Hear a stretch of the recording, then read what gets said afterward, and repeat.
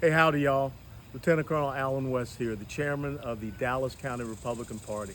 It's a beautiful day out here. Golfers are playing. But there's something that is happening, something that's going on that I think a lot of us need to pay attention to, especially those of us who are Republicans.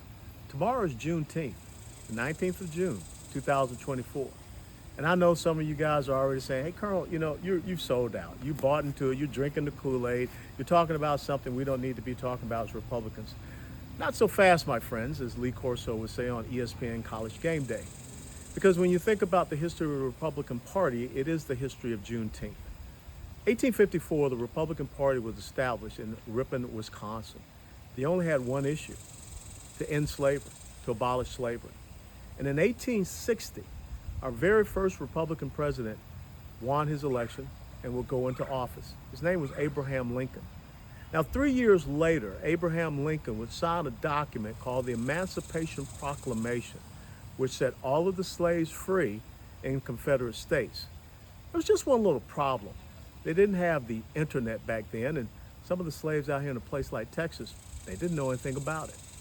So it came later, in 1865, on June the 19th, that a Union general landed in Galveston Bay, Texas, with Union soldiers, colored Union soldiers, to let the slaves of Texas know that they were free. And that became known as Juneteenth. But the real issue to know about Juneteenth is that it was 2 years after that, on Independence Day of 1867, when 150 of those recently freed black men got together with 20 white men in Houston, Texas, and they created the Republican Party of Texas. See, those who fail to learn their history are doomed to repeat it. Those who fail to learn their history will allow other people to usurp your history and take it away from you. And that's exactly what we have allowed the Democrats to do. The Democrats who did not support the 13th Amendment, which ended slavery. The Democrats that did not support the 14th or 15th Amendments, which gave slaves citizenship and the rights and freedoms under the Constitution.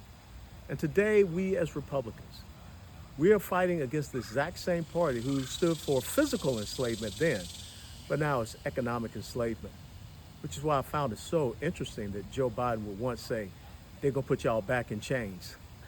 The only people who ever put blacks in chains in the United States of America belong to the party of the jackass. And if we don't start standing up to the party of the jackass and understanding truth, then we're gonna fall prey to their lies, their deceptions, and all of the things that they make us believe that we are, that we aren't. The true party of systemic racism, the Democrat Party. The true party of Juneteenth and freedom from slavery, being it physical or economic, the Republican Party. So now, happy Juneteenth, courtesy of the Republican Party.